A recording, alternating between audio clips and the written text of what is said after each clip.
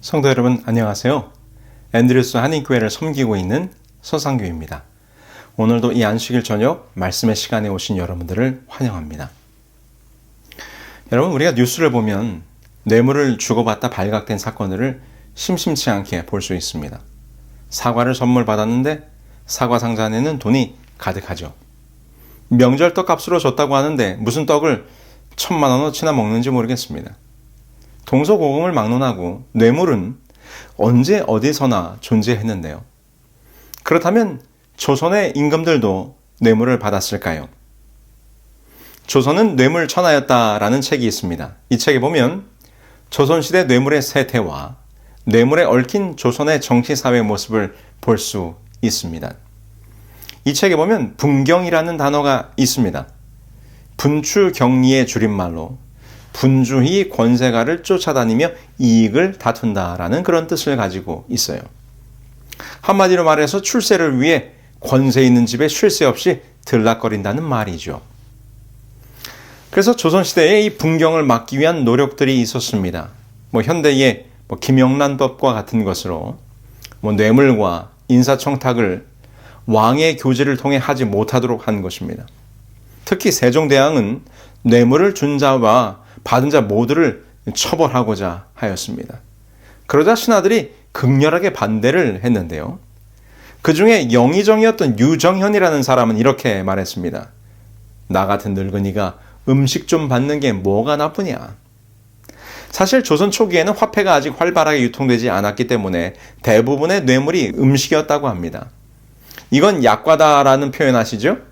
초창기에는 약과도 귀한 음식이라 뇌물로 인기가 많았는데 나중에는 뇌물의 종류가 다양해지자 이 약과의 인기가 떨어졌죠. 그래서 나중에는 후진 선물이 들어오면 이건 약과다라는 표현을 하게 되었다고 합니다. 그런데 이렇게 분경이라는 말이 생길 만큼 세도가의 집을 들락거리면서 뇌물을 바치는 이유가 무엇이었을까요? 네, 그렇습니다. 뇌물을 바치는 대부분의 이유는 인사청탁, 곧 관직을 돈으로 사려는 것이었죠. 뇌물로 유명했던 사람이 있는데 그 사람은 성종의 유모였던 백씨라는 여인이었습니다. 보통 왕궁의 어린 세손을 돌보는 유모는 주로 천민 출신이었지만 자신이 돌본 세손이 왕이 되면 곧 일품의 공보 부인이라는 벼슬을 받게 된다고 합니다. 그런데 이 백씨라는 여인은 그 권력으로 얼마나 세도를 누렸는지 자신의 남편도 벼슬에 올리고 아들은 정삼품 겸사복으로 만들죠.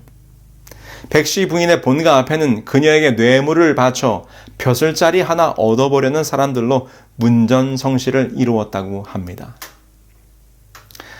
사람들은 이렇게 자리를 탐내죠. 한 자리 차지하는 것에 목을 맵니다. 여러분들도 자리 욕심이 있으신가요? 그런데 성경에 보니 예수님의 제자들이 탐내던 자리가 있었습니다. 그것은 바로 예수님의 우편과 좌편이었습니다. 그때의 세베대의 아들의 어미가 그 아들들을 데리고 예수께 와서 절하며 무엇을 구하니?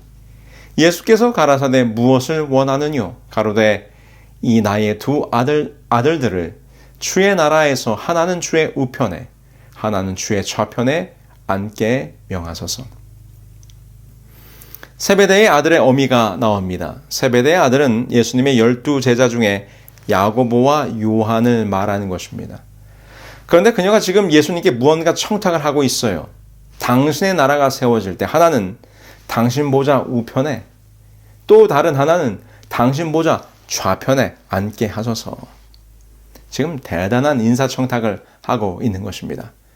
보좌의 좌우편에 앉는다는 것은 이 권력의 최측근에 있게 해달라는 요청인 것이죠. 그런데 말입니다. 이렇게 큰 인사청탁을 하면서 아무것도 가져오질 않았어요. 지금 뭘 믿고 청탁을 하는 것일까요? 그 어머니가 누구인지를 생각해보면 약간은 이해가 됩니다. 이 세베대 아들의 어미의 신분에 대하여 성경 마가복음 15장 40절을 통해서 추측해보건대 그녀의 이름은 살로메로, 요한복음 19장 25절에 보면 예수의 어머니 마리아와는 친자매로 추정이 됩니다. 만약 이 추론이 맞다면 그녀는 예수님의 이모가 되는 것이고 야고보와 요한은 예수님의 이종 사촌이 되는 것입니다. 여러분, 청탁 가운데 그래도 가장 힘이 있는 것은 바로 아는 사람의 부탁인 거죠. 거기다 내가 아는 사람이 높은 사람이면 또 가족이면 어떻습니까? 그것만큼 빼게 되는 것은 없습니다. 지금 예수님의 이모가 와서 야 예수야, 너 사촌 형들 좀 잘 챙겨줘. 나중에 너가 보좌에 오르면 하나는 좌편에 하나는 우편에. 알았지? 시대 소망에 보니까 이 세베대의 아들들이 야망을 가지고 있었다는 것입니다. 이 보좌의 우편에 서는 것, 그들이 욕심을 가지고 탐하던 자리였다는 것이죠. 세베대의 아들들만인가요? 아닙니다. 마태복음 20장 24절에 보면 이 모습을 본 다른 제자들이 분이 여겼다고 나옵니다. 아니 지금 이모 찬스를 쓴단 말이야? 화가 나는 것입니다. 왜냐하면 모두들 그 자리에 오르고 싶었기 때문이죠. 그런데 보좌의 우편은 이 제자들이 야망을 품었던 그들의 기대와는 전혀 다른 자리였습니다. 그들은 재물과 권력을 줄 수 있는 자리라고 생각했었을 것입니다. 그래서 지금 이모까지 나서서 그 자리를 청탁했던 것이죠. 그런데 예수님의 대답은 완전히 달랐습니다. 예수께서 대답하여 가라사대 너희가 구하는 것을 너희가 알지 못하는도다. 나의 마시려는 잔을 너희가 마실 수 있느냐?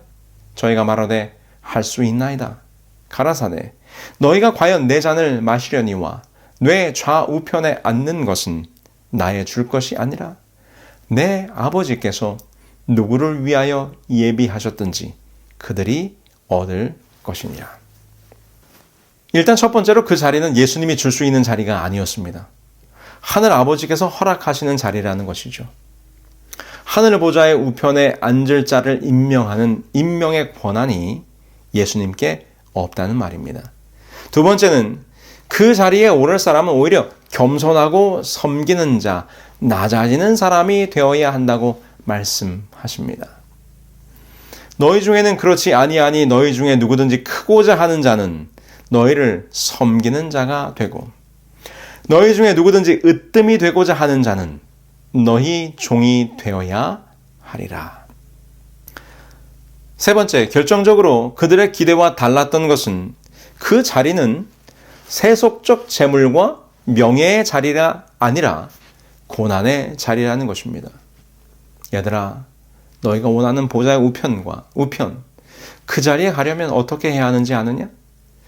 내가 마셔야 하는 이 고난의 잔을 너희도 마셔야 한단다. 십자가의 고난을 통과한 자만이 그 자리에 오를 수 있다. 너희들의 기대와는 전혀 다르다는 것을 지금 말씀하시는 것입니다. 아직 제자들은 그 자리에 나아갈 수 있는 준비가 되어 있지 않았습니다. 그럼 이제 오늘의 본문으로 한번 가보실까요? 사도행전 7장은 공회 앞에 불려나간 스데반 집사님의 위대한 설교와 간증, 그리고 그의 순교에 대하여 기록하고 있습니다. 유대의 지도자들 앞에서 너희가 거절하고 죽인 예수께서 왜 메시아인지를 역사적으로 증명하자. 이에 반중할 수 없었던 그들이 분노하여 스데반 집사님을 돌로 치게 됩니다. 그때 죽음 직전에 있던 스데반에게 하늘이 열리고 하늘 보좌의 장면을 하나님께서 보여주십니다. 스데반이 성령이 충만하여 하늘을 우러러 주목하여 하나님의 영광과 및 예수께서 하나님 우편에 서신 것을 보고 말하되 보라, 하늘이 열리고 인자가 하나님 우편에 서신 것을 보노라 한대. 그런데 그 열려진 하늘 보좌의 장면 속에 누구를 봅니까? 하나님의 우편에 계신 예수님을 보게 되는 것이죠. 예수님은 하늘 보좌의 우편에 서실 만한 분이었습니까? 본인의 말씀대로 그 고난의 잔을 마시셨습니까? 네, 그렇습니다. 히브리서는 이렇게 증언합니다. 믿음의 주여 또 온전케 하시는 이인 예수를 바라보자. 저는 그 앞에 있는 즐거움을 위하여 십자가를 참으사 부끄러움을 개의치 아니하시더니 하나님 보좌 우편에 앉으셨느니라. 그래서 주님께서는 부활하신 이후에 하늘로 오르사 하나님의 우편에 앉으셨습니다. 주 예수께서 말씀을 마치신 후에 하늘로 올리우사 하나님 우편에 앉으시니라. 그런데 지금 예수 그리스도를 증거한다는 이유로 돌에 맞아 순교하는 스데반에게 하늘이 열리고 하나님의 우편에 계신 예수님의 모습을 보여주시는 것입니다. 왜 예수님께서 스데반에게 하늘 보좌의 장면과 그 곁에 계신 예수님의 모습을 보여주셨겠습니까? 여러분, 이 질문이 오늘 설교의 주제입니다. 이 질문을 이렇게 바꿔보려고 합니다. 왜 오늘 우리는 하늘 보좌와 그 우편에 계신 예수님을 바라보아야 합니까? 스데반은 큰 시련과 핍박 가운데 자신의 목숨이 꺼져가는 순간이었습니다. 그때 그에게 하늘 보좌와 그 우편에 계신 예수님을 보여주십니다. 스데반은 그 광경을 보면서 기뻐했을 것입니다. 감격했을 것입니다.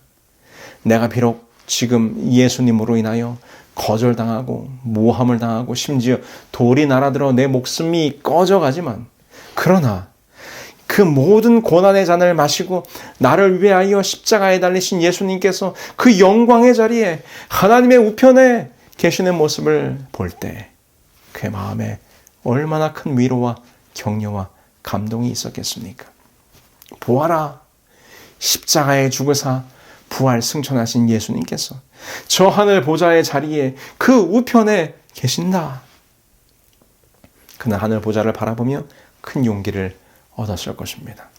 그는 그 죽음의 순간 아무것도 두렵지 않았습니다. 왜냐하면 그는 하늘 보좌를 보았기 때문입니다. 사도 바울도 항상 하늘 보좌와 그 우편에 계신 예수님을 주목합니다. 바울 또한 하늘 보좌 우편에 계신 예수님을 바라보았죠. 누가 정죄하리요? 죽으실 뿐 아니라 다시 살아나신 이는 그리스도 예수시니 그는 하나님의 우편에 계신 자요 우리를 위하여 간구하시는 자시니라. 그러므로 너희가 그리스도와 함께 다시 살리심을 받았으면 위의 것을 찾으라. 거기는 그리스도께서 하나님 우편에 앉아 계시느니라. 항상 하늘의 보좌 그 우편에 계신 이를 바라보라고 말했던 사도 바울. 그의 순교의 순간은 어땠을까요? 사도행전에 이렇게 기록합니다. 사도는 불확실성이나 두려움으로서가 아니요 즐거운 희망과 사모하는 기대감으로 위대한 내세를 바라보고 있었다. 그는 순교의 장소에 설 때에 형리의 검이나 곧 그의 피를 받을 땅을 보지 아니하고 그 여름날에 조용하고 푸른 하늘을 통하여 영원하신 하나님의 보좌를 바라보았다. 사도 바울도 죽음의 순간 그의 눈은 하늘 보좌를 바라보고 있었습니다. 그래서 그도 담대히 예수님처럼 그 고난의 잔에 참여하여 하나님의 우편에 서는 자의 특권을 누리게 된 것입니다. 특별히 요한계시록에는 이 하나님의 보좌와 그곳에 계신 예수님에 대하여 많이 언급하고 있는데요. 다음과 같이 아주 흥미로운 패턴을 발견할 수 있습니다. 계시록 3장 21절에 라오디게 교회에 보내는 권면 이후에 상급으로 하늘 보좌 이야기를 합니다. 계시록 4장 2절로 10절에 그 보좌를 보여주고 계시록 6장 16절로 17절 일곱인이 뜯겨지면 내려지는 마지막 심판날을 언급한 이후에 계시록 7장 9절로 10절에 보좌에 앉으신 어린 양을 보여줍니다. 그리고 계시록 13장 16절로 18절 짐승의 표에 대하여 언급한 이후에 계시록 14장 1절 5절에 하늘 보좌 그 시온산의 장면을 보여줍니다. 계시록 16장 18장 일곱 대적 음녀 바벨론의 멸망의 사건이 있은 다음 계시록 19장 4절로 8절에 다시 요한은 우리들에게 하늘 보좌를 보여줍니다. 그리고 요한계시록 20장 7절로 10절 천년기 이후 불의 심판의 장면이 나온 다음에 요한계시록 21장 22장 곧 새하늘과 새 땅 하나님의 보좌로부터 생명강이 흘러나오는 장면을 보여줍니다. 여러분 어떤 패턴을 우리가 볼 수 있습니까? 그렇습니다. 마지막 시대에 펼쳐질 일들을 말씀해 주시면서 심판, 짐승, 음녀, 바벨론, 불의 심판, 무시무시하고 두려운 일들에 대하여 이상을 보여주신 다음에는 항상 그 다음 장면으로 하늘의 보좌, 시온산, 새하늘, 그리고 그곳에 계신 어린 양 예수 그리스도를 사도 요한은 우리에게 보여주고 있는 것입니다. 이것이 무슨 말입니까? 두려워 말라. 놀라지 말라. 걱정하지 말고 염려하지 마라. 너희 앞에 어떤 시련과 역경과 고난이 있을지라도 그 너머에 저 하늘 보좌 우편에 우리 주님이 계신다. 이미 너희가 당한 고난과 시련과 시험의 잔을 다 감당하신 주께서 그 영광의 자리에 올라 우리를 기다리신다. 바로 이러한 신앙의 격려와 용기를 주고 있는 것입니다. 여러분, 이 사진의 종목이 무엇인지 아시죠? 육상 종목 가운데 높이뛰기입니다. 저희 아들 세진이가 하이스쿨 때 이 육상 종목 중에 높이뛰기 대표 선수였어요. 어느 날 집에 와서 아빠, 이번에 필드 앤 트랙 하이스쿨 대회가 있는데 자기가 높이뛰기 선수로 나가게 되었다는 것입니다. 처음 듣는 이야기였어요. 웬 높이뛰기? 원래 자기는 크로스컨트리 종목이었는데 이 높이뛰기가 재미있어서 한번 해봤는데 선생님이 잘한다면서 이제 종목을 바꿨다는 거예요. 야, 그러냐? 네가 얼마나 높이 뛰는데?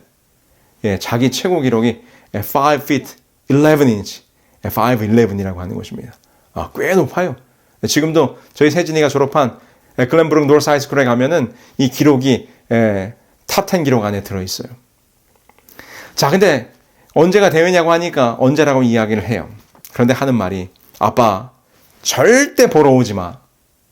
왜냐하면 제 아들에게는 이 아빠 징크스가 있어서 아빠가 보러 가기만 하면 잘 안 돼요. 그래서 제가 테니스 시합 때도 한 번도 가보지를 못했어요.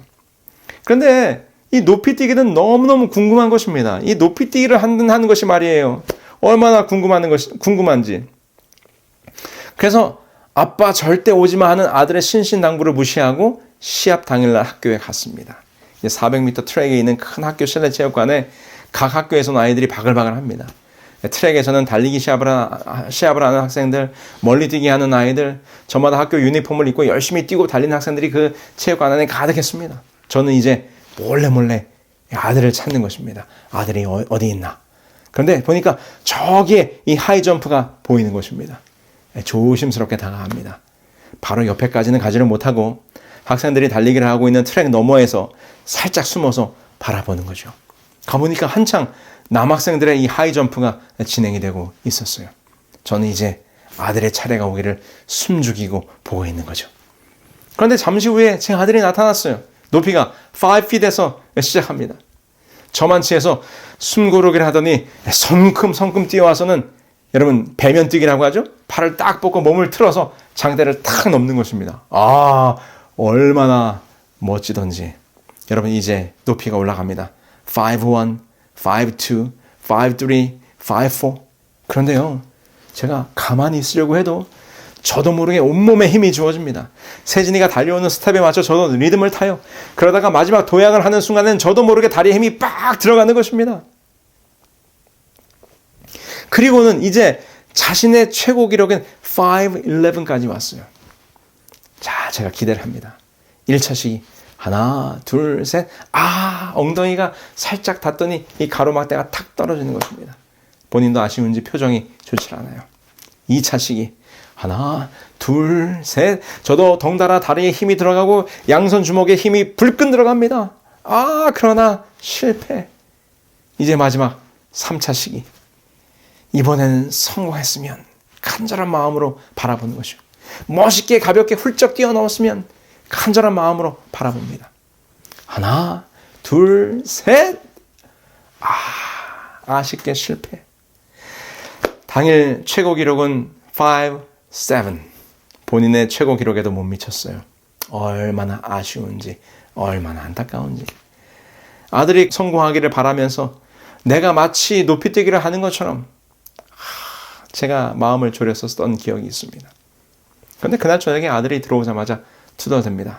저를 보자마자 아빠, 오늘 왔었지? 너 봤냐? 아빠가 보고 있으니까 잘 안 됐잖아. 사실 이 이야기가 아빠가 보고 있으니까 힘이 나더라 라고 해야 오늘 설교 예화로 딱 맞는 것인데 말입니다. 오늘 우리가 세상에서 힘들고 어려운 고비들을 만날 때 우리 주님께서 하늘 보좌에서 우리를 바라보고 계신다. 하늘 보좌에서 우리에게 힘을 주시고 용기를 주시는 예수님을 바라보자 이렇게 말입니다. 그런데 반대로 아빠가 보고 있어서 망했다는 것입니다. 아빠가 미안하다. 그래도 아들이 보고 싶어서 갔지. 제가 이 설교 원고를 작성하면서 옛날 이 추억을 떠올리면서 아들에게 높이뛰기에 대해서 카톡을 보냈어요. 그랬더니 아들이 아빠 때문에 5, 7밖에 못 뛰었지. 또 그렇게 카톡이 온 거예요. 옛날 일을 기억하고 있는 것입니다. 그래서 제가 이번에는 이렇게 카톡을 보냈죠. 아들, 그래도 아빠가 응원해 주어서 좋았지?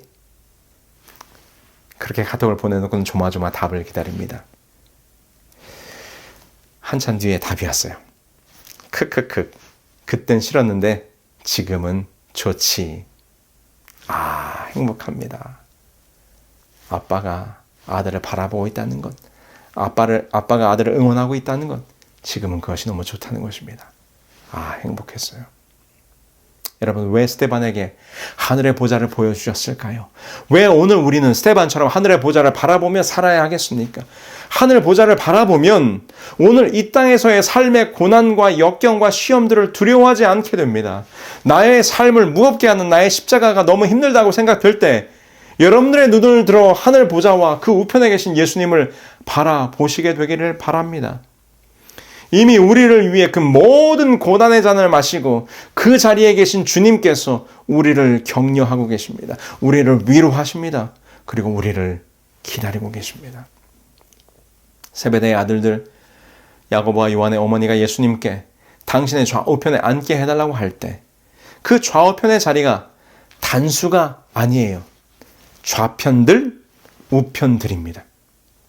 물론 살로메가 좌편들, 우편들에 앉게 해달라고 할 때 그녀의 요청은 그 자리들 중에 가장 가까운 좌편과 우편을 이야기한 것이겠죠. 그런데 생각해 보니까 좌편들, 우편들이라는 이 복수의 표현이 참 의미가 있어요. 하나님의 보호자의 좌, 그 우편에 우리를 위한 자리들이 하나가 아니라 여러 개, 좌편들, 우편들 여러 개가 마련되어 있다는 것입니다.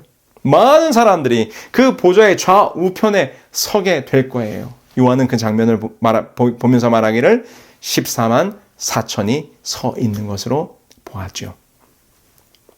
성도 여러분, 우리가 이 땅에 살면서 겪게 되는 작은 시험들, 근심들, 고난들, 우리가 서게 될 하늘 보좌의 영광스러운 좌편과 우편들의 자리를 생각하면서 우리가 능히 견뎌내셔야 하지 않겠습니까? 결국 그 세베대의 아들들 야고보는 후에 그 우편 자리에 서게 되는 것을 무엇인지 깨닫고 그 길을 담대히 나아갑니다. 야고보는 최초의 순교자가 되었죠. 그리고 요한은 요한계시록을 통하여 우리에게 하늘의 보좌를 바라보는 삶이란 무엇인지를 가르쳐주게 됩니다. 요한은 항상 하늘 보좌를 바라보았던 것이죠. 성도 여러분, 항상 하늘 보좌를 바라보며 살아가시는 여러분들이 되기를 바랍니다. 만약 우리가 지금 하늘의 보좌를 바라보지 않으면 언젠가는 주님께서 하늘 보좌 우편에 앉은 것을 바라보게 될 터인데 그때는 언제인가? 예수께서 가라사대 내가 말하였느니라. 그러나 내가 너희에게 이르노니 이후에 인자가 권능의 우편에 앉은 것을 하늘 구름을 타고 오는 것을 너희가 보리라 하시니. 그때는 예수님의 때, 곧 심판의 때입니다. 주님께서 우주의 재판장으로서 각 사람에게 행한 대로 갚아주시기 위하여 오실 때 주께서 하늘 보좌 우편에 앉으신 것을 보게 될 것입니다. 여러분, 그때 바라보는 것은 이미 늦은 것입니다. 우리는 지금 우리 매일의 삶 속에서 그 하늘 보좌와 그곳에 계신 예수님을 바라보며 살아야 합니다. 하늘을 향하여 우리의 시선을 하늘을 향하여 살아가는 우리 모두가 되기를 바라면서 오늘 말씀을 마치겠습니다.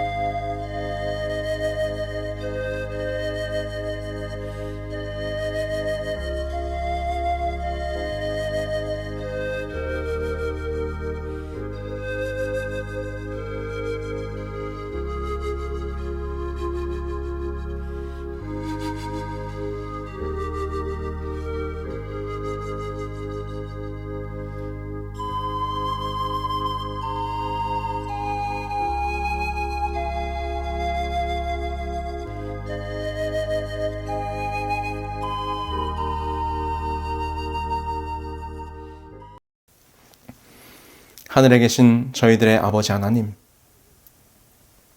우리가 가야 할 길, 십자가의 고난의 길을 먼저 가시고 그 고난의 길을 통하여 하늘 보좌 우편에 계신 우리 주 예수님, 오늘 우리가 이 땅에 살아가며 힘들고 어려운 순간이 있을 때 오늘 함께 나눈 말씀처럼 하늘의 보좌를 바라보게 하여 주옵소서. 그 보좌 우편에 계신 우리의 구원자 예수님을 바라보게 하여 주옵소서. 그래서 예수님이 가신 그 길을 묵묵히 우리도 따라가는 우리 모두가 될 수 있도록 인도하여 주시옵기를 우리 주 예수 그리스도의 이름으로 기도합니다. 아멘.